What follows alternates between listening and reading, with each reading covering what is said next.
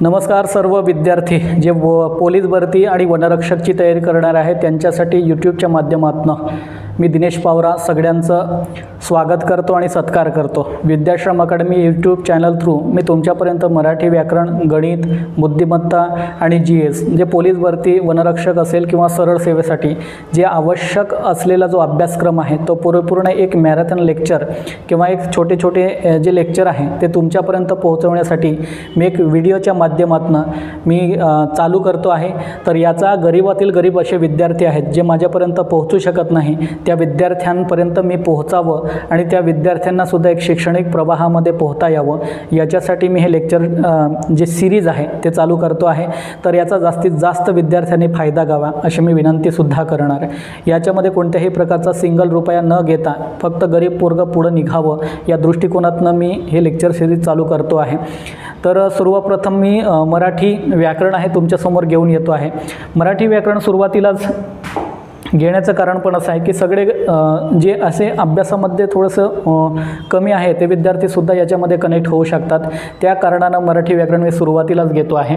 मराठी व्याकरणामध्ये जे main structure आहे ते सुरुवातीला शब्दाच्या जाती इथून मी सुरुवात करतो आहे।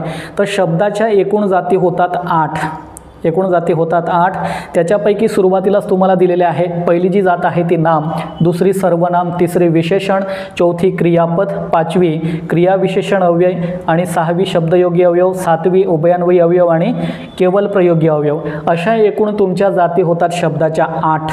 या शब्दाच्या जाती खूप महत्त्वाच्या आहे, याच्यावर भरपूर प्रश्न निघतात, तर पोलीस भरतीसाठी खूप महत्त्वाचं आहे आणि वनरक्षक भरतीसाठी सुद्धा।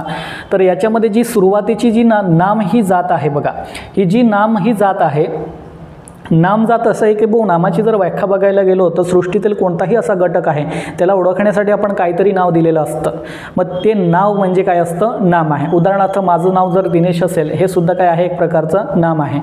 कोणताही घटक असेल, इकडं मी हातामध्ये मार्कर पकडला असेल, पेन पकडले असेल तर पेन किंवा मार्कर हे शब्दसुद्धा काय असतात, नाम आहे।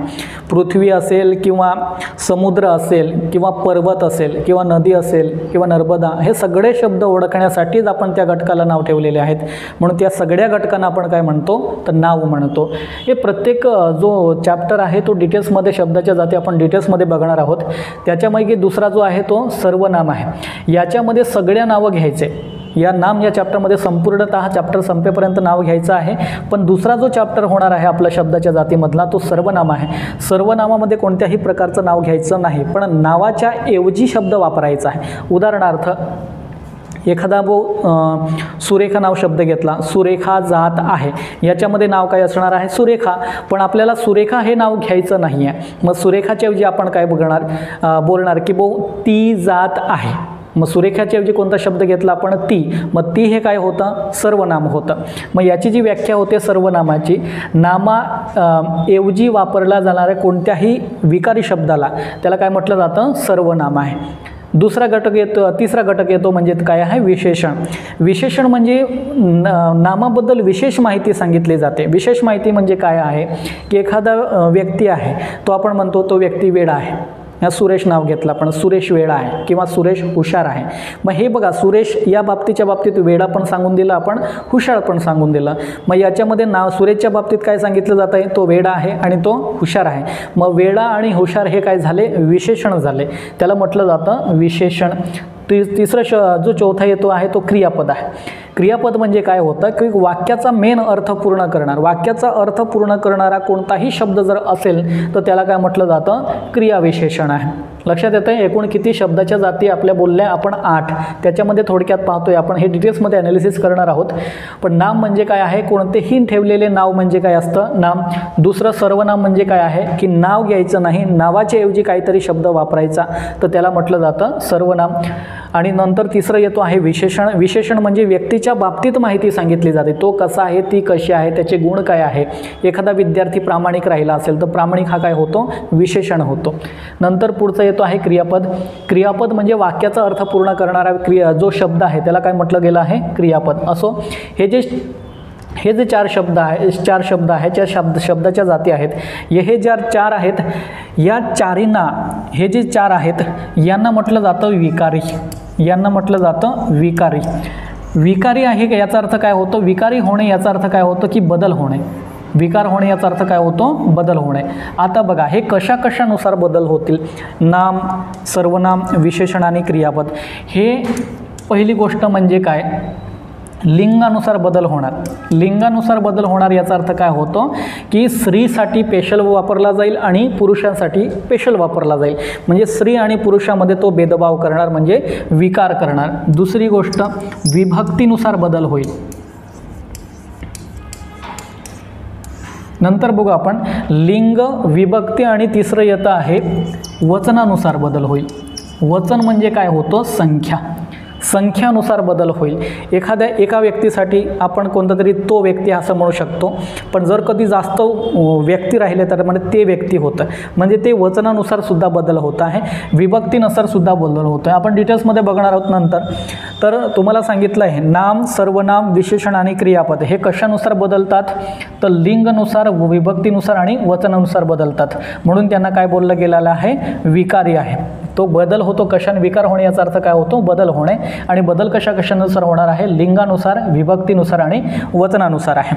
बघू त्याच्यानंतरचे जे आहे बघा, हे नंतरचे 4 आहेत. क्रिया, विशेषण, अव्यय आहे. क्रिया विशेषण म्हणजे क्रियाच्या बाबतीत माहिती सांगितली जाते. ही शब्दाची जात होते आहे पाचवी. पाचवी जी जात आहे क्रिया, विशेषण, अव्यय आहे. ही कशानुसार बदल होईल? तर म्हणायचं क्रियानुसार ती बदल होईल. नंतर पुढचं येतो आहे शब्दयोगी अव्यय. शब्दयोगी अव्यय म्हणजे याचा अर्थ काय होतो की शब्द जवळ येतो. उदाहरणार्थ नामाच्या सोबतीला एखाद्या वेळेस झाडावर हा शब्द येतोय बघा, झाड आणि नंतर वर हा शब्द अटॅचमेंट होतो, म्हणून त्यांना काय म्हटलं गेलं आहे? शब्दयोगी अव्यय. म्हणजे शब्द जवळ अटॅच राहणे म्हणजे शब्दयोगी अव्यय. नंतर पुढचा जो घटक येतो आहे उभयान्वयी अव्यय. उभयान्वयी अव्यय म्हणजे नेमकं काय? उभयान्वयी अव्यय म्हणजे 2 शब्दांना किंवा 2 वाक्यांना जोडण्यासाठी ज्याचा वापर केला जातो त्याला म्हटलं जातं उभयान्वयी अव्यय. नंतर येतो शेवटचा जो येतो आहे तो केवल प्रयोगी अव्यय. केवल प्रयोगी अवयव म्हणजे एखाद्या ठिकाणी आपण भावनात्मकरित्या एखादा शब्द काढतो त्याला म्हटलं जातं आहे केवल प्रयोगी अवयव. एखाद्या वेळेस अचानक ट्रक आलं तर आपण म्हणतो बापरे, किंवा एखाद्या वेळेस आपल्या पायामध्ये काहीतरी काटा वगैरे रुतला तर त्याला म्हटलं जातं आई ग. तर ज्या वेळेस ती घटना घडते त्यावेळेस आपण ना बापाची आठवण काढतो ना आईची आठवण काढतो, तर त्या वेळेस ते ॲटोमॅटिकली शब्द निघतात आणि त्याच्यानंतर एक जे शब्द वापरले जातात त्याला म्हटलं जातं केवल प्रयोगी अवयव. फक्त केवळ प्रयोग करण्यासाठी त्या शब्दाचा वापर केला जातो, त्यांना म्हटलं जातं केवल प्रयोगी अवयव. आता बघा, हे विकारी असतात तर हे अविकारी असतात. हे काय असतात तर अविकारी असतात. अविकारी होणे याचा अर्थ विकार होत नाही, बदल होत नाही. बदल कशाने होत नाही तर म्हणायचं लिंगानुसार बदल होत नाही, विभक्तीनुसार बदल होत नाही आणि वचनानुसार बदल होत नाही. याला सव्यय सुद्धा म्हणतात. ज्या सुरुवातीला ज्या 4 जाती आहेत त्यांना सव्यय पण म्हणतात आणि यांना अव्यय म्हणतात. हे पण लक्षात ठेवा. लक्षात येत आहे. एकूण शब्दाच्या जाती किती आहे तर म्हणायचं 8. त्याच्यापैकी पहिली जात डिटेल्समध्ये बघणार आहोत, काळजी नसावी. प्रत्येक हा जो चॅप्टर आहे तो डिटेल्समध्ये ॲनालिसिस केला जाणार आहे. पहिला जो चॅप्टर येतो आहे, पहिलं शब्दाची जात आहे त्याचं नाव आहे नाम, दुसरं येतं आहे सर्वनाम, तिसरं येतं आहे विशेषण, चौथं येतं आहे क्रियापद, 5वं येतं आहे क्रिया विशेषण अव्यय, 6वं येतं आहे शब्दयोगी अव्यय आणि 7वं येतं आहे उभयान्वयी अवयव आणि 8वं येतं आहे केवल प्रयोगी अवयव. या झाल्या एकूण शब्दाच्या किती जाती होतात तर 8. हे लक्षात ठेवा. तर पुढं बघूयात आपण या शब्दाच्या जातीपैकी पहिली जी महत्त्वाची जात आहे तिचं नाव आहे नाम. ही नाम आपण डिटेल्समध्ये बघूयात. असो, नाम बघा. आता कोणताही घटक असेल, आता मी हा जो क्लास चालू केला आहे तो विद्याश्रम या नावानं, तर या क्लासला ओळखण्यासाठी सुद्धा मी काहीतरी नाव ठेवावं लागलं मला. त्याच्याशिवाय क्लासला आयडेंटिटी कशी निर्माण होणार आहे हे ना. तर माझं नाव दिनेश असेल किंवा तुमचं स्वतःचं नाव असेल, आईवडिलांचं नाव असेल किंवा तुम्ही आजूबाजूला कोणत्याही घटकाला तुम्ही ओळखतात बघा, त्याला ओळखण्यासाठी काहीतरी नाव ठेवलेलं असतं हे ना. मग त्याला काय म्हणायचं आपण नाम म्हणायचं. याची व्याख्या पण सांगितली बघा. सृष्टीतील कोणत्याही घटकाला ओळखण्यासाठी वापरण्यात येणारा विकारी शब्द म्हणजे नाम. विकारी शब्द होणे याचा अर्थ मी तुम्हाला बोललो. शब्दाच्या एकूण जाती 8 आहेत. त्याच्यापैकी सुरुवातीला ज्या 4 आहेत नाम, सर्वनाम, विशेषण आणि क्रियापद, हे लिंगानुसार, वचनानुसार आणि विभक्तीनुसार बदलतात, म्हणून त्यांना म्हटलं गेलं आहे विकारी. लक्षात ठेवा, विकारी. आता याची व्याख्या तुम्हाला कळली. कोणताही घटक ओळखायचा असेल त्याला काहीतरी नाव ठेवावंच लागतं. आपलं पोरगं झालं झरी तरी त्यालासुद्धा काहीतरी नाव ठेवावंच लागतं, कारण ते जे मूल आहे, बाळ आहे, त्यांना ओळखायचं आपल्याला, हे ना, त्याला काहीतरी ओळख निर्माण करून द्यायची आहे, म्हणून त्याला नाव ठेवलं जातं. म्हणून त्या नावाला आपण काय म्हणतो? नाम. नाम म्हणजे एक प्रकारचं नावच आहे. नाम म्हणजे एक प्रकारचं काय आहे? नावच आहे. असो, नाव म्हणजे निश्चित आपलं ठेवलेलं एवढंच नाव आहे. प्रत्येक गोटक याच्यामध्ये बघा, वही हे साहित्य आहे. वहीला तर पुस्तक म्हणू शकत नाही, वही. नंतर राग आहे, बघा मला खूप राग आलेला आहे. या ठिकाणी प्रेम हा शब्दसुद्धा नाम आहे. माणूस, सौंदर्य, स्वर्ग, मुंबई, सुरेश, हे ना, असे वेगवेगळे सगळे नाव आपण ओळखतो आहे. याच्या ठिकाणी एक वही आपल्याला दिसते, पण राग नेमकं निश्चित डायग्राम नसते. प्रेम आपल्याला निश्चित डायग्राम नसते. माणूस आपल्याला दिसतो. जे सौंदर्य आहे ते एक आपण म्हणतो तो सुंदर आहे. सुंदर एक सुद्धा एक प्रकारचं नाम होतं. स्वर्ग आहे, मुंबई, सुरेश, असे वेगवेगळे सगळे घटक आहे. त्याला आपल्याला ओळखायचं आहे, म्हणून त्याला मला म्हटलं गेलं आहे नाम. त्यांना ओळखण्यासाठी काहीतरी नाव ठेवलेलं आहे. लक्षात येतं आहे? तर परत एकदा नामाची व्याख्या काय होते? नामाची व्याख्या म्हणजे सृष्टीतील कोणताही घटक असेल त्याला ओळखण्यासाठी आपण काहीतरी नाव दिलेलं असतं. त्या नावाला आपण काय म्हणायचं? नाम. असो, पुढे जाऊयात थोडक्यात. असो, नामाचे पुन्हा प्रकार पडतील. नामाचे 3 मुख्य प्रकार पडतील. नामाचे किती प्रकार पडतील? तर 3 प्रकार पडतील. जो पहिला प्रकार असतो तो आहे सामान्य नाम, दुसरा येतो आहे विशेष नाम, तिसरा येतो आहे भाववाचक नाम. आता बघा, सामान्य नामाचे डायरेक्टली एकदा प्रश्न पण विचारला गेला आहे. नामाचे मुख्य प्रकार ते किती? तर म्हणायचं 3 आहे. पहिला येतो आहे सामान्य नाम, दुसरा विशेष नाम, तिसरा कोणता येतो? भाववाचक नाम. तुम्हाला लक्षात ठेवा, सामान्य नाम जो आहे तो सगळ्यांचा मिळून तयार होतो. विशेष नाम हा स्पेशल असतो, एकच असतो. विशेष नाम किती असतात? तर एकच असतात. आणि सामान्य नाम आहे एकापेक्षा जास्त असतात, भरपूर असतात, म्हणून याला अनेक वचनी सुद्धा म्हणतात. याला काय म्हटलं जातं? अनेक वचनी. सामान्य नाम हे अनेक वचनी असतं आणि विशेष नाम हे एकवचनी असतं. एकवचनी असतं, लक्षात ठेवा. आता उदाहरणार्थ मी म्हणतो माणूस हा शब्द कुठं येणार? माणूस, बघा माणूस या ठिकाणी मी लिहिला माणूस. माणूस एकच असतो का? नाही, माणूस भरपूर असतात. भरपूर असेल तर या ठिकाणी, आणि एकच असेल तर माणसाचं नाव जर कधी आपण सुरेश ठेवलं, या माणसाचं नाव सुरेश ठेवलं, एकाच व्यक्तीचं स्पेशल नाव ठेवलेलं आहे आपण, म्हणून त्याला या ठिकाणी लिहू शकतो आपण सुरेश. सुरेश हे काय आहे? एका व्यक्तीचं स्पेशल नाव आहे. त्या व्यक्तीला ओळखण्यासाठी आपण नाव ठेवतो आहे, म्हणून त्याला काय म्हटलं गेलं आहे? विशेष नाम. उदाहरणार्थ वाघ. वाघ कशामध्ये येणार? विशेष नाममध्ये येणार की सामान्य नाममध्ये येणार? वाघ एकच असतो का? भरपूर असतात. भरपूर येत असतील तर या ठिकाणी तुम्ही लिहा सामान्य नाममध्ये. भरपूर असतील तर या ठिकाणी लिहा. एकच असेल तर या ठिकाणी लिहा, है ना. एखाद्या मुलीचं नाव ठेवलं आपण, मुलीचं नाव मगाशीच बोललो होतो आपण, सुरेखा हे नाव आपण वापरलं. सुरेखा हा शब्द काय होतो? त्या मुलीचं स्पेशल नाव ठेवलेलं आहे. स्पेशल नाव ठेवलं असेल तर कशामध्ये येतं? विशेष नाममध्ये. नंतर बघू, शहर. शहर एक असतं का भरपूर असतं? तर भरपूर असतं. भरपूर असेल तर या ठिकाणी लिहू शकता तुम्ही शहर. भरपूर असेल तर या ठिकाणी लिहा. आणि एकच असेल तर उदाहरणार्थ मुंबई. मुंबई एकच आहे, त्या शहराचं स्पेशल नाव ठेवलेलं आहे, म्हणून मुंबई कशामध्ये येणार? तर याच्यामध्ये येणार, है ना, मुंबई याच्यामध्ये. उदाहरणार्थ नंदुरबार हे कशामध्ये येणार आहे? है ना. जिल्हा हा शब्द कशामध्ये येईल? जिल्हे भरपूर असतात तर याच्यामध्ये तुम्ही जिल्हा लिहू शकतात. जिल्हा कशामध्ये येतो? सामान्यमध्ये. आणि तसे जर या जिल्ह्याचं स्पेशल नाव ठेवलं आपण नंदुरबार. नंदुरबार भरपूर आहेत का? नाही, एकमेव जिल्हा आहे नंदुरबार. मग नंदुरबार कशामध्ये येणार? नंदुरबार याच्यामध्ये येणार. मग या ठिकाणी लिहा तुम्ही नंदुरबार कशामध्ये येतं? तर म्हणायचं विशेष नाममध्ये. लक्षात येत आहे? सामान्य नाम आणि विशेष नाम याच्यामधलं फरक काय? तर सामान्य नाम भरपूर असतात आणि विशेष नाम हे एकच असतं. आणि सामान्य नाम विशेषतः एकवचनी असतं, म्हणजे एकवचनीच असतं. आणि सामान्य नाम हे बहुवचनी असतं, अनेक वचनी असतात. अनेक वचनी म्हणजे भरपूर संख्या असतात. माणूस एकच असतो का? नाही, भरपूर असतात. वाघ एकच असतो का? नाही, भरपूर असतात. शहर एकच असते का? भरपूर असतात. जिल्हा एकच असतो का? भरपूर असतो. पण सुरेश नावाचा एक व्यक्ती आहे, त्याला त्याचं स्पेशल नाव आहे. सुरेखा एका मुलीचं स्पेशल नाव आहे. नंदुरबार एका जिल्ह्याचं स्पेशल नाव आहे. मुंबई एका शहराचं स्पेशल नाव आहे. म्हणून त्याला काय म्हणायचं, विशेष नाम. हे ना, जर डोळ्याने दिसत असेल तर या दोघांमध्येच येणार. एखादा घटक जर कधी तुम्हाला डोळ्याने दिसत असेल तर एक तर सामान्य नाम असेल किंवा विशेष नाम असेल. हे ना, जर डोळ्याने दिसत असेल आणि डोळ्याने जर का कधी दिसत नसेल तर कोणत्या घटकामध्ये चालला जाईल, भाववाचक नाममध्ये.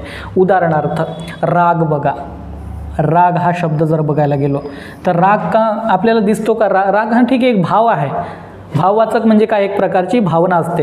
राग हा निश्चित डायग्राम नसतो. राग असा दिसतो का, असा काहीतरी दिसतो का राग, असा काहीतरी दिसतो का राग, नाही आहे. रागाची डेफिनेशनच नाही आहे. राग दोन पायावर चालतो का, नाही आहे. निश्चित डायग्राम नाही आहे, म्हणून त्याला म्हणायचं तुम्ही भाववाचक. जे डोळ्याने दिसणार नाही, निश्चित डायग्राम नसेल तर त्याला कुठं म्हणायचं, भाववाचकमध्ये. उदाहरणार्थ प्रेम. प्रेम हा जो शब्द येतो आहे, प्रेम शब्दसुद्धा आपल्याला काय म्हणतो की भाऊ ते निश्चित डायग्राम नाही, त्याच्यावर दिसतो की आपल्या डोळ्याने, तर नाही, निश्चित दिसत नाही आहे, म्हणून त्याला काय म्हणायचं तुम्ही, भाववाचक नाम आहे. हे ना, दुःख याच्यामध्ये म्हणू शकता तुम्ही दुःख. हे ना, दुःखाला दोन पाय असतात का, तर नाही, निश्चित आपण सांगू शकत नाही, त्या संदर्भात आहे. म्हणून त्या जे घटक आहेत तुम्हाला निश्चित डायग्राम नसेल, निश्चित तुम्हाला डायरेक्टली दिसत नसेल तर त्या घटकाला तुम्ही म्हणून द्यायचं भाववाचक नाम. लक्षात येत आहे. तर नामाचे एकूण मुख्य प्रकार किती होतात, तर म्हणायचे 3 प्रकार होतात. पहिला जो प्रकार येतो आहे तो सामान्य नाम, दुसरा प्रकार येतो तो विशेष नाम, तिसरा प्रकार येतो तो भाववाचक नाम. लक्षात येत आहे. आणि इकडच्यामध्ये सामान्य नाम हा अनेक वचनी असतं, विशेष नाम हा एक वचनी असतो, भाववाचकचा निश्चित डायग्राम नसते, निश्चित दिशा नसते. असो, थोडक्यात बाकी क्वेश्चन बघूयात नंतर. याचे पुढं डिटेल्समध्ये बघण्याचा प्रयत्न करूयात. इकडे याच्यामध्ये बघा, सामान्य नाम आहे. सामान्य नामाचे सुद्धा प्रकार होतील. सामान्य नाम म्हणजे काय बोललो मी, नेहमी एकटा असतो का नाही, भरपूर असतात. सामान्य नामाचे प्रकार पडतील 2. त्याच्यापैकी पहिला येतो आहे पदार्थवाचक आणि दुसरा येतो आहे समूहवाचक. पदार्थवाचक म्हणजे नेमकं काय, लक्षात ठेवा. पदार्थवाचक म्हणजे याच्यामध्ये लिटर, नंतर मीटर, नंतर केजी. म्हणजे एखादा घटक लिटरमध्ये किंवा मीटरमध्ये किंवा किलोग्रॅममध्ये जर मोजला जात असेल तर तुम्ही म्हणायचं काय आहे, पदार्थवाचक. लक्षात येत आहे. आता उदाहरणार्थ साखर. साखर कशामध्ये मोजतो आपण, 1 किलो. तूप कशामध्ये मोजतो, किलोमध्ये. दूध कशामध्ये मोजतो, एक प्रकारे लिटरमध्ये. हवा एक प्रकारचं गॅसमध्ये. गॅस एक जो घटक येतो आहे. या चारहीमध्ये तुम्हाला प्रश्न असा पण येऊ शकतो की पदार्थवाचक जो नाम आहे, है ना, ते कशामध्ये मोजलं जात आहे, पदार्थवाचकमध्ये लिटर, मीटर, केजी आणि गॅस या 4 घटकामध्ये तो जर एखादा घटक मोजला जात असेल तर म्हणायचं तुम्ही डायरेक्टली पदार्थवाचक नाम आहे. लक्षात येईल. आता पुढचं बघूयात आपण परत. समूहवाचक नाम. समूहवाचक नाम म्हणजे नेमकं काय, समूह याचाच अर्थ काय होतो की एखादा भरपूर घटक एका ठिकाणी जमलेले आहेत, मग त्या घटकाला काहीतरी नाव ठेवलं गेलेलं असतं. उदाहरणार्थ माणूस एखाद्या ठिकाणी सगळी माणसं जमली तर मग आपण काय म्हणतो, गर्दी. है ना, सगळ्या महिला एका ठिकाणी जमल्यानंतर आपण काय म्हणतो, महिलांचं मंडळ. किंवा एखाद्या वेळेस सगळे पक्षी एका ठिकाणी उडत आहेत तर पक्ष्यांचा आपण थवा म्हणतो. एखादे सगळे हरिण एका ठिकाणी जर जमले असतील तर त्यांना म्हटलं हरणांचा कळप असं म्हणतो. त्या एकत्रित समूहाला काहीतरी नाव दिलेलं असतं आणि त्या एकत्रित समूहाला काहीतरी नाव दिलं असेल तर त्याला काय म्हणायचं, समूहवाचक नाम. उदाहरणार्थ याच्यामध्ये दिला आहे वर्ग. वर्ग म्हणजे कोण असतो, सर्व विद्यार्थी मिळून तयार होतो शब्द कोणता, वर्ग. नंतर येतोय सैन्य. सैन्यांचं बघा, सैन्य जे एकत्रित तिथे पण त्यांना पलटण पण म्हटलं जातं, सैन्यांची तुकडी पण म्हटलं जातं. हे जे सैन्य आहेत, हे ना, सैन्यांची एक तुकडी म्हणता येईल. आणि नंतर आहे कडप कसाचा, हरिण. हरिण जर एका ठिकाणी जर कधी जमलेत तर त्याला आपण एकत्रित्या काय म्हणतो, हरिणांचे कडप आहे. लक्षात येत आहे. सामान्य नामाचे एकूण मुख्य प्रकार किती होतील तर म्हणायचं 2. त्याच्यापैकी पहिला जो प्रकार येतो आहे पदार्थवाचक नाम. आणि पदार्थवाचक कशामध्ये मोजला जाणार आहे, लिटर, मीटर आणि केजी. इव्हन गॅसचा काही एक प्रकार आहे, CO2 वगैरे असेल ते तर कशामध्ये चाललं जाईल, ते पदार्थवाचकमध्ये. आणि नंतर पुढचा प्रकार कोणता बोललो मी, समूहवाचक नाम. समूहवाचकमध्ये एखादी एकत्रित समूहाला म्हटलं जातं. वर्ग असेल किंवा कडप असेल, हे ना, किंवा थवा हा प्रकार येतो. ह्या सगळ्या गोष्टी कशामध्ये येणार, एकत्रित समूहवाचक नाम. ओके, पुढे जाऊया थोडं. याच्यामध्ये बघा, विशेष नाम. दुसरा प्रकार येतो आहे विशेष नाम. विशेष नाम म्हणजे स्पेशल नाव असतं. एका घटकाला त्या नावाने स्पेशल नावाने ओळखलं जातं. स्पेशल नावाने जर ओळखलं जात असेल तर त्याला म्हटलं जातं विशेष नाम. लक्षात येते विशेष नाम. बघूयात. विशेष नाम हे प्रामुख्याने ठेवलेले नाव असते. जसं आपला जन्म झाल्यानंतर आपल्याला काहीतरी स्पेशल नाव ठेवलेलं आहे, ते नाव काय म्हटलं गेलं आहे विशेष नाम. त्याला स्पेशल दिलेला नाव आहे. असो, याच्यामध्ये गोदावरी. आता नदी बघा, जर फक्त नदी हा शब्द जर वापरला असता, नदी नदी कुठं चालला गेला, नदी का एकच असते का? नाही, भरपूर असते. भरपूर असेल तर ते सामान्य नाममध्ये चाललं जाईल. पण त्या नदीला स्पेशल नाव ठेवलं आहे, ते म्हणजे काय आहे? गोदावरी. आणि गोदावरी या नदीला या नदीला ओळखण्यासाठी नाव ठेवलं आपण गोदावरी. दुसरं येत आहे रमेश. माणूस जर हा शब्द वापरला असता तर कशामध्ये? सामान्य नाममध्ये गेला असता. पण त्या व्यक्तीला ओळखण्यासाठी स्पेशल नाव ठेवलं गेलं आहे रमेश. मग रमेश कशामध्ये गणलं जाईल? ते विशेष नाममध्ये. त्या व्यक्तीला स्पेशल ओळखायचं आहे. शहर, मगाशी पण बोललो होतो आपण, मुंबई हे त्या शहराचं स्पेशल नाव आहे. त्या शहराला आपण मुंबई या नावानं ओळखलं जातो आहे. आता ताजमहल बघा, ताजमहल एक बांध आहे, जो बांधलेला एक ऐतिहासिक स्थळ आहे. त्याला ओळखण्यासाठी त्या जगातील सातवे आश्चर्यसुद्धा मानलं जातं याला. ताजमहल हा जो घटक आहे त्याला एक प्रकारचं जे बांधलेलं एक साहित्य आहे, जुनं साहित्य हे ना, महल आहे, त्याला म्हटलं जातं ताजमहल. स्पेशल ओळखण्यासाठी हे ना, शहाजहान याने बांधला आहे मुमताजसाठी असं म्हटलं जातं. पुढचं येतो आहे बघा तारा. ताराला एक स्पेशल नाव ठेवलं गेलं आहे सूर्य. हे ना, ऊपर कोणत्याही घटकाला आपण सूर्य म्हणतो का? नाही. स्पेशल एक घटक आहे त्याला म्हटलं जातं आपण सूर्य म्हणतो. पुढचं येतं आहे पृथ्वीचा उपग्रह. चंद्र आहे. चंद्राला ओळखण्यासाठी स्पेशल एक उपग्रह आहे, त्याला ओळखण्यासाठी नाव दिलं आहे पण चंद्र आहे ना. मग चंद्र हे काय आहे? विशेष नाम. रविवार एकूण किती आहे? 7 दिवस आहे. 7 दिवसाला आपण त्याला म्हटलं होतं आठवडा. त्याच्यापैकी एक दिवस आहे, त्याचं स्पेशल नाव ठेवलं गेलं आहे, त्याचं नाव काय आहे? रविवार. पुढचं येतं आहे सण. सणाचं स्पेशल नाव ठेवलं गेलं आहे दिवाळी. हे ना. पुढचं आहे गांधी जयंती, महात्मा गांधी यांची जयंती. स्पेशल नाव ठेवलं गेलं आहे. कोणताही घटक बघा त्याच्याने तोच ओळखला जातो आहे, दुसरा घटक ओळखला जात नाही आहे, म्हणून त्याला म्हटलं जातं विशेष नाव. विशेष नाव म्हणजे काय असतं? तर स्पेशल नाव असतं. हे ना, त्या घटकाला त्याला स्पेशल नाव ठेवलेलं आहे, त्या घटकाने तोच ओळखला जातो, दुसरा कोणताही घटक ओळखला जात नाही, म्हणून त्याला म्हणायचं आपण विशेष नाम. महत्त्वाचे काय आहे? विशेष नाम व्यक्तिवाचक असते आणि सामान्य नाम काय असते? जातीवाचक असते. उदाहरणार्थ माणूस ही एक जात आहे, बरोबर की नाही? माणूस एक जात आहे, तर माणूस हे सामान्य नाम होईल. माणूस हा काय होईल? तर म्हणायचं सामान्य नाम आहे. पण माणसाचं नाव आपण सुरेश ठेवलं, हे ना, माणसाचं नाव काय ठेवलं आपण? सुरेश ठेवलं. सुरेश हा व्यक्ती होऊन जातो. लक्षात येत आहे? सुरेश हा व्यक्ती होऊन जातो, म्हणून त्याला विशेष नामला व्यक्तिवाचक असं म्हणतो, व्यक्तिवाचक असं म्हणतो. आणि सामान्य नामाला आपण काय म्हणतो? जातीवाचक. उदाहरणार्थ वाघ. वाघ जर नाव असेल तर वाघ हे जात आहे, वाघाची एक जात असते. पण वाघामध्ये एखाद्या माणसाचं नाव ठेवलं, वाघाला सुरेश नाव म्हणून टाकलं, तर तो काय होऊन जाईल? तर एक स्पेशल घटकाला रोखण्यासाठी तो विशेष नाममध्ये होऊन जाईल. लक्षात येत आहे?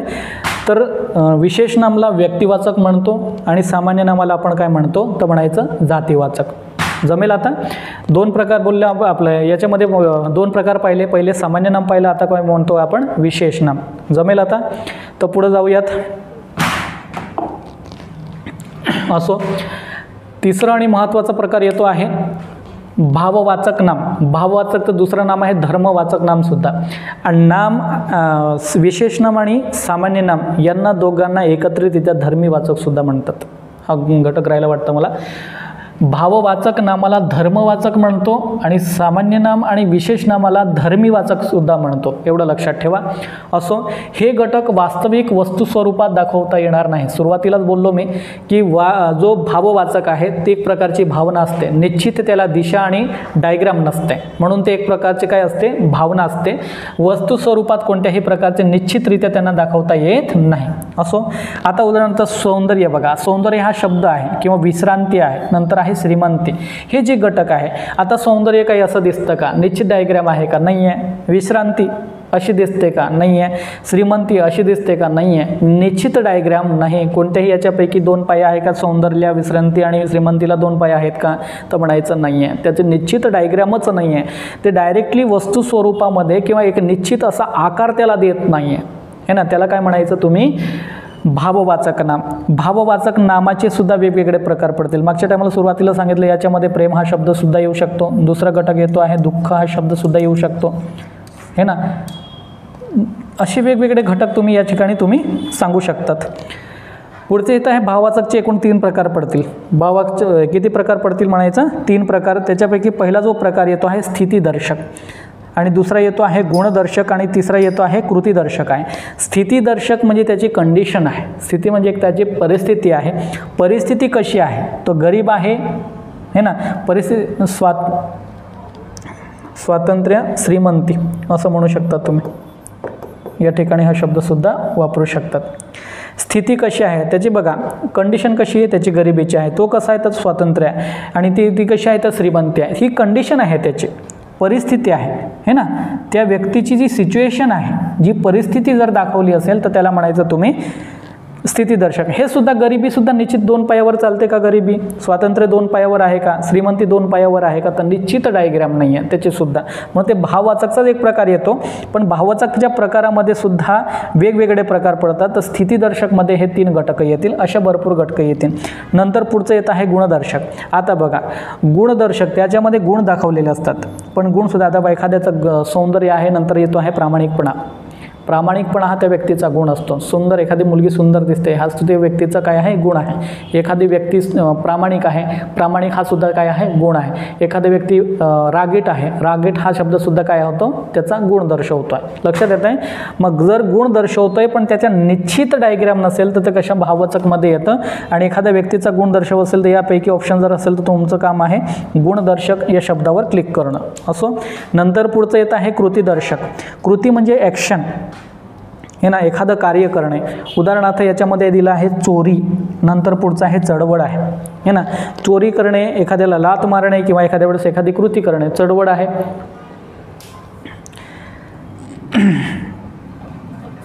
कृती, चोरी आणि चळवळ.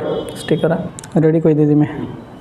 ठीक आहे. कृतीदर्शक पाहिलं. कृतीदर्शकमध्ये काय बोललो मी? एखादी ॲक्शन घेणं, हे ना. मग त्याला मग ज्याच्यामध्ये येते चोरी येते, चळवळ येते. ह्या सगळ्या गोष्टी कशामध्ये येतील? कृतीदर्शकमध्ये. बघा, भाववाचक नामामध्ये तुम्हाला गरिबी, श्रीमंती किंवा स्वातंत्र्य असेल, सौंदर्य, प्रामाणिकपणा, चोरी, चळवळ, ह्या ज्या गोष्टी आहे याच्या निश्चित तुम्हाला कोणत्याही प्रकारची डायग्राम भेटणार नाही. निश्चित एखादी दिशा किंवा एखादा निश्चित आकार वस्तू स्वरूपामध्ये दाखवताच येणार नाही, हे ना. गरिबी अशी असते का? किंवा प्रामाणिकपणा असा असतो का? किंवा चळवळ अशी असते का? नाही आहे. निश्चित त्याची कोणत्याही प्रकारची डायग्राम नसते, हे ना. तर डायग्राम नसते. असो, त्याला आपल्याला काय म्हणायचं आहे? भाववाचक नाम. तर पुढे जाऊयात आपण. याच्यापैकी येतं बघा, वाक्यातील नाम कसं ओळखायचं. याच्यासाठी वेगवेगळे नियम आहेत, आणि ते 5 नियमावर आधारित आहे. वाक्यातील नाम कसं ओळखायचं. भरपूर असे घटक असतात की आपल्याला वाटतच नाही की ते नाम आहे, पण ते व्याकरणामध्ये 5 नियमावली दिलेले आहे. त्या 5 नियमानुसार नाम नेमकं काय असेल ते आपण ठरवायचं. असो, वाक्याचा कर्ता आणि कर्म असतो. वाक्याचा कर्ता आणि कर्म काय असतो तर नाम असतं. लक्षात येतं आहे? याच्यामध्ये बघा, वाघाने ससा पकडला. आता याच्यामध्ये वाक्य पूर्ण करणारा शब्द येतो आहे पकडला. हे काही नाम नसणार आहे, ते क्रियापद आहे. याच्यापैकी कर्ता कोण आहे तर वाघ आहे, आणि कर्म काय आहे तर म्हणायचं ससा. मी काय बोललो परत? वाक्याचा कर्ता आणि कर्म काय असतंय? नाम असतं. याच्यामध्ये वाघ आणि ससा काय होतो? हे दोघी नाम असतात. पहिला नियम काय म्हणतो? कर्ता आणि कर्म काय असतं? नाम असतं. दुसरा नियम म्हणतो बघा, षष्टी. जर तुम्ही विभक्ती पाहिली असेल तर विभक्तीमध्ये षष्टी याचे प्रत्यय असतात चा, ची, चे, चा. चा, ची, चे, चा मागे पुढे काय असतं? दोन्ही नामच असतात. उदाहरणार्थ, ही अनिलची पेन आहे. याच्यामध्ये विभक्ती कोणती आहे? ची, आणि ची ही षष्टीचा भाग झाला, आणि षष्टीमध्ये पुढे येतो सुरुवातीला अनिल, आणि नंतर येतो आहे पेन. पेन आणि अनिल, आणि याच्यापैकी चा, ची, चे, च्या मागं पुढं काय असतं? नाम असतं. चा, ची, चेच्या मागं पुढं काय असतं? नाम असतं. तर याच्यामध्ये अनिल आणि नंतर कोण येतो आहे? पेन. हे दोघी चाची चेच्या मागं आले, चीच्या मागं आले, पुढं आणि मागं. इथं नियम दुसरा काय म्हणतो की चाची चेच्या मागे आणि पुढे काय असतात? नामच असतात. पहिला आपण कर्ता आणि कर्म काय असतं? नाम. दुसरा पहिला आहे षष्टीच्या मागं पुढं दोन्ही काय असतात तर म्हणायचं नाम असतात. हे 2 नियम आपण पाहिले. पुढचा बघूयात. शब्दयोगी अवयवाने जोडलेला शब्द नामाचे कार्य करतो किंवा नामच असतो. उदाहरणार्थ, पक्षी झाडावर बसला. आता याच्यामध्ये बघा, इथं काय बोललं? शब्दयोगी अवयवाने जोडलेला. शब्दयोगी अवयव कोणता आहे? वर. हे घटक तुम्हाला नंतर शिकायला भेटेल. शब्दयोगी अवयव आता तुम्हाला फक्त कळायचं की एखाद्या शब्दाला लागून एखादा शब्द तयार झालेला, अटॅचमेंट झालेला असेल तर त्याला म्हटलं जातं शब्दयोगी अवयव. पण याच्यामध्ये बघा, हा जो झाड हा शब्द लागला आहे, शब्दयोगी अवयव कोणता आहे? वर हा शब्द आहे, शब्द नामाच्या सोबतीलाच येत होतो. मग याला जोडलेला कोणता शब्द आहे? झाड. आणि झाड हे काय असेल तर म्हणायचं नाम असेल. लक्षात येत आहे? पहिला नियम कर्ता आणि कर्म नाम असतात. दुसरा चा ची चेच्या मागं पुढं नाम असतं. तिसरा शब्द येतो आहे शब्दयोगी अवयवाला जोडलेला शब्दसुद्धा काय असतो? नाम असतो. नंतर पुढचं बघूयात. विभक्तीचे प्रत्यय जोडलेले शब्द काय असतात? नाम असतात. विभक्तीचे प्रत्यय बघा, विभक्ती एकूण किती आहेत? 8 है ना. विभक्ती 8 असतात. त्याने जोडलेले शब्दसुद्धा काय असतं तर म्हणायचं नाम आहे. आता बघा याच्यामध्ये उदाहरणार्थ सागराने प्रतिसाद दिला, याच्यामध्ये विभक्ती कोणती आहे? ने प्रत्यय लागलेला आहे. ने प्रत्यय लागलेला शब्द कोणता आहे? सागर. सागर हा शब्द काय आहे? सागर हा नाम आहे. सागर काय होतो? नाम आहे, कारण तो कशाने जोडला गेला आहे? ने जोडला गेलेला. लक्षात येईल? विभक्तीचे प्रत्यय जोडलेले शब्द काय असेल तर म्हणायचं नाम. पुढे बघूयात. सर्वनामाच्या झा झी जे झा प्रत्ययानंतर नामच असते. उदाहरणार्थ माझा सधरा, माझा हा शब्द याच्यानंतर येणारा शब्द काय असेल तर म्हणायचं नाम, कारण त्यांनी 5 नियम सांगितले. त्याच्यापैकी 5वा नियम काय म्हणतोय? झा जी जे झा याच्यानंतर कोणताही शब्द असेल तर तो काय असेल तर नाम. आता याचे माझा सदरा म्हणजे एक प्रकारचा कपडा, माझे कपडे आहेत असं म्हणू शकतात. किंवा तुझे पुस्तक आहे, झेच्या नंतर लागले पुस्तक हा शब्दसुद्धा काय आहे? नाम आहे. लक्षात येत आहे? एकूण नियम 5 होतात. नाम कसं ओळखावे त्याच्यापैकी पहिला नियम काय म्हणतो? कर्ता आणि कर्म काय असेल? नाम असेल. त्याच्यानंतर दुसरा नियम काय म्हणतो? षष्टीच्या जे षष्टीचे प्रत्यय असतात चा ची चे चा त्याच्या मागं किंवा पुढं काय असतात? दोघी नामच असतात. आणि तिसरा जो आहे शब्दयोगी अवयवाने जोडलेला शब्द काय असतो तर नाम असतो. नंतर विभक्तीचे प्रत्यय जोडलेले शब्द काय असते? नामच असते. आणि शेवटचा जो 5वा नियम आहे तो काय म्हणतोय की झा झी जे झा याच्या नंतर आलेला शब्द कोणताही काय असेल तर नाम असेल. ठीक आहे, पुढे जाऊयात परत. नामाचे विविध उपयोग कोणत्या प्रकारे केले जातात? याच्यापैकी बघा, सामान्य नामाचा उपयोग विशेष नाम म्हणून करतोय आपण. सामान्य नाम कोणाला म्हणतो? सामान्य नाम भरपूर असे घटक येतात त्याला सामान्य नाम, आणि एखाद्या घटकाला स्पेशल ठेवलेलं नाव असेल तर विशेष नाम. आता बघू बघा, फक्त जर पोपट म्हणू आपण, पोपट हा शब्द आहे. बघायला गेलं तर पोपट हा शब्द ओळखा असा तुम्हाला विचारलं गेलं, तुम्ही म्हणाल सामान्य नाम. पोपट का एकच असतो का? नाही, भरपूर असतात. भरपूर असतात म्हणून त्याला म्हटलं जातं सामान्य नाम. पण या ठिकाणी या वाक्यामध्ये काय बघा, आमचा पोपट कालच गावाला गेला. आता फक्त सिंगल विचारलं असतं तर याला आपण सामान्य नाम बोललो असतो. पण या ठिकाणी आमचा पोपट कालच गावाला गेला. गावाला गेला याचा अर्थ एका व्यक्तीचं नाव ठेवलं गेलं आहे. आणि एका व्यक्तीचं जर स्पेशल नाव ठेवलं गेलं असेल तर तो कशामध्ये चालला जातो? विशेष नाम. सिंगल असल्यावर सामान्य नाम, आणि तो व्यक्तीचं नाव ठेवलं गेल्यानंतर तो कशामध्ये होतो? विशेष नाममध्ये. पुढचं बघू. शेजारच्या चिमणाबाई देवाघरी गेल्या. आता फक्त चिमणी हा शब्द जर आपण घेतला असता, चिमणी हा शब्द जर आपण घेतला असता तर चिमणी हा शब्द काय काय होतो? चिमणी हा सामान्य नाममध्ये येऊन जातो. चिमणी एकच असते का? नाही, भरपूर असतात. भरपूर असेल तर सामान्य नाम. पण या ठिकाणी शेजारच्या चिमणाबाई देवाघरी गेल्या म्हणजे एका चिमणाबाई नावाची एक स्त्री आहे, त्या स्त्रीचा मृत्यू झाला असा अर्थ होतो त्याचा. मग ते एका स्त्रीचं नाव ठेवलं गेलं आहे. स्त्रीचं काय नाव ठेवलं गेलं आहे? चिमणाबाई, हे ना. म्हणून ते काय होतं, हे विशेष आपलं सामान्य नाम जरी वाटत असलं तरी त्या वाक्यामध्ये एका स्त्रीचं नाव ठेवलं गेलं आहे आणि त्या स्त्रीचं स्पेशल नाव आहे म्हणून त्याला काय म्हणायचं आपण? विशेष नाम. सामान्य नामाचा वापर काय म्हणून होतो? विशेष नाम म्हणून. असो, परत पुढे जाऊयात. याच्यामध्ये बघा, विशेष नामाचा आता सामान्य नामाचा वापर करायचा आहे. पहिले सामान्य नामाचा आपण विशेष नाम म्हणून केला, आता विशेष नामाचा आपल्याला कशामध्ये करायचं आहे तर म्हणायचं सामान्य नाममध्ये. ओके, आता याच्यामध्ये 2 उदाहरणं आहेत. आमची बायको म्हणजे लक्ष्मी. जर आपण फक्त लक्ष्मी म्हणून जर वापर करायला गेलो तर ते कशामध्ये होईल? विशेष नाममध्ये येईल. लक्ष्मी म्हणजे काय? विष्णूच्या अर्धांगिनी त्यांना म्हटलं जातं लक्ष्मी. स्पेशल स्त्रीचं नाव ठेवलं गेलं आहे, लक्ष्मी आहे. पण आपण या ठिकाणी कंपॅरिझन करणार आहोत, कंपॅरिझन म्हणजे तुलना करणार आहोत. आमची बायको म्हणजे लक्ष्मी. बायकोची तुलना कशामध्ये केली गेलेली आहे तर एका दुसऱ्या स्त्रीसोबत केली गेली आहे. लक्ष्मी म्हणजे एक प्रकारचं देवीचं रूप आहे. तर आपल्या बायकोचं तुलना कशासोबत केली गेली आहे? लक्ष्मी. जर एखाद्या घटकाची तुलना दुसऱ्या घटकासोबत जर केली जात असेल तर त्याला म्हणायचं तुम्ही सामान्य नाम. लक्षात येत आहे? या ठिकाणी सुद्धा बघा, आजच्या विद्यार्थ्यांत आम्हाला भीम हवेत सुदामा नको. आता याच्यामुळे विद्यार्थ्यांची तुलना कशासोबत झालेली आहे? भीम, आणि याची तुलना काय म्हणून झालेली आहे? सुदामा. जर आपल्याला प्रश्न विचारला भीम काय आहे तर म्हणायचं विशेष नाम, सुदामा काय आहे तर विशेष नाम. पण या वाक्यामध्ये त्या नामाचा वापर आपण विद्यार्थ्यांची तुलना भीम आणि सुदामामध्ये करतो आहे. एखाद्या व्यक्तीची तुलना दुसऱ्या घटकासोबत केली जात असेल तर दुसरा घटक हा सामान्य नाम असतो. लक्षात येत आहे? या ठिकाणी काय बोललो? बायकोची तुलना लक्ष्मीसोबत केली जाते, दुसरा शब्द कोण होतो? लक्ष्मी ही सामान्य नाम असते. आणि याच्यामध्ये विद्यार्थ्यांची तुलना भीम आणि सुदामासोबत होते, मग दुसरे जे नाम आहेत ते काय होतात? सामान्य नाम. ठीक आहे, पुढे जाऊयात परत. भाववाचक नामाचा विशेष नाम म्हणून उपयोग केला जातो. आता भाववाचक नामाचा विशेष नाम म्हणून उपयोग करणार आहोत. आता बघा, माधुरी हा शब्द जर स्पेशल विचारला तुम्ही, तर तुम्ही असं डायरेक्टली नका समजू की माधुरी याचा अर्थ काय होतो की एखादा घटक आहे तुम्हाला अट्रॅक्ट करतो आहे, है ना. अट्रॅक्टिव्ह करणारी एखादी घटना असेल किंवा गोष्ट असेल किंवा एखादा घटक असेल, त्याला काय म्हटलं जातं? माधुरी.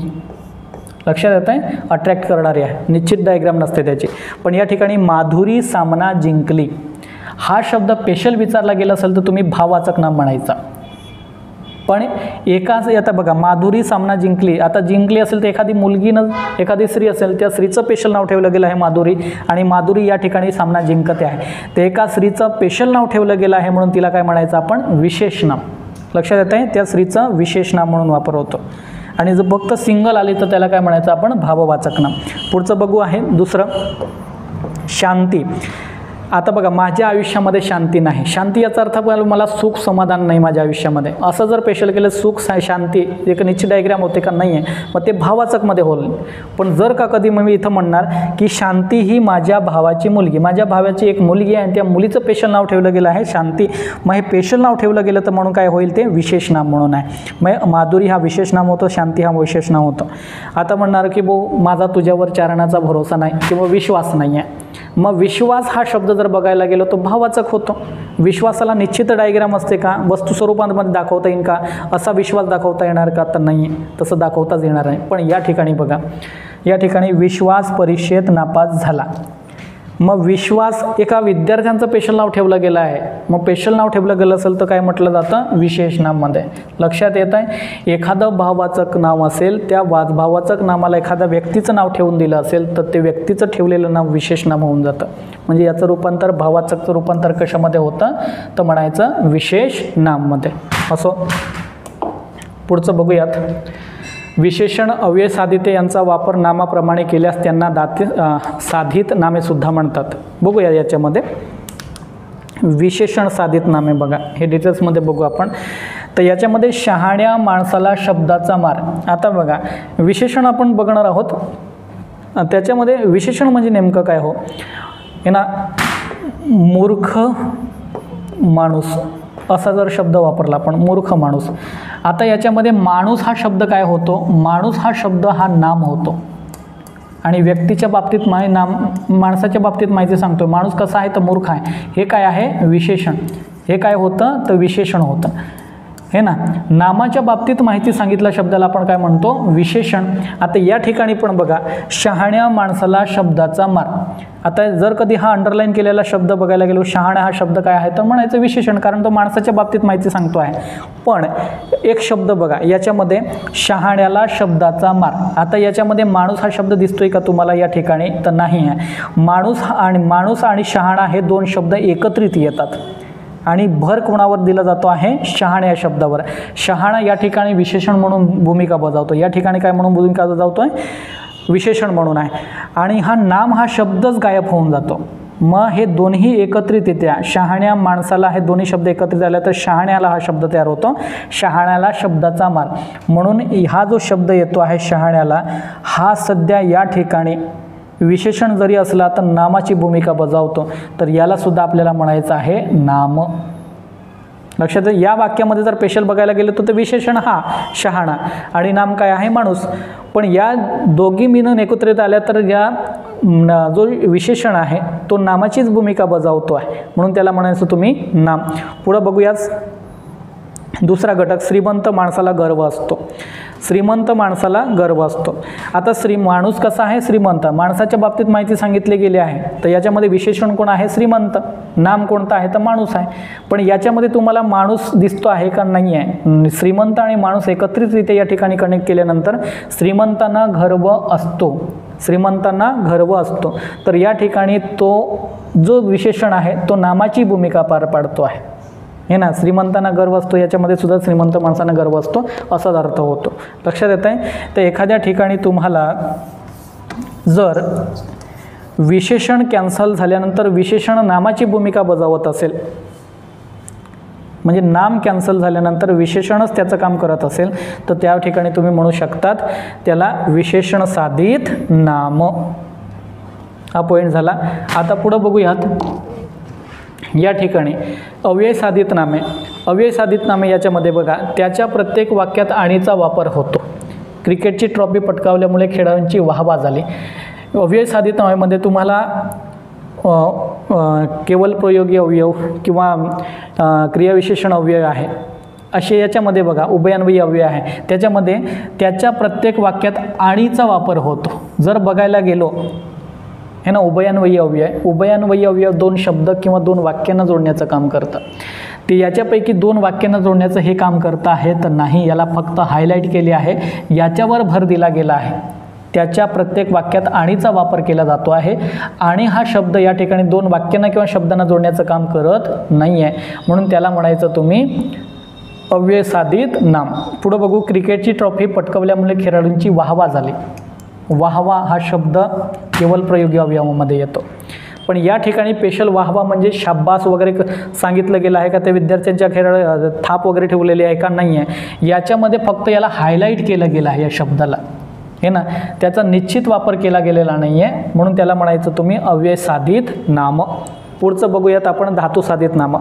धातू साधित नाम म्हणजे नेमके काय? तर एखादा मूळ शब्द असतो, ते मूळ शब्दाला अटॅचमेंट असलेला एक्स्ट्रा शब्द असतो, त्याला म्हटलं जातो धातू साधित. आता याच्यामध्ये त्याचे वागणे चांगले नाही. याच्यामध्ये बघायला गेलो तर मूळ शब्द कोणता आहे? तर म्हणायचं वाघ. वाघ हा मूळ शब्द आहे, पण त्याच्यानंतर प्रत्यय लागलेला आहे आणि हे ना, धातू लागलेला आहे. धातू लागला असेल तर धातू म्हणजे काय? मूळ शब्द.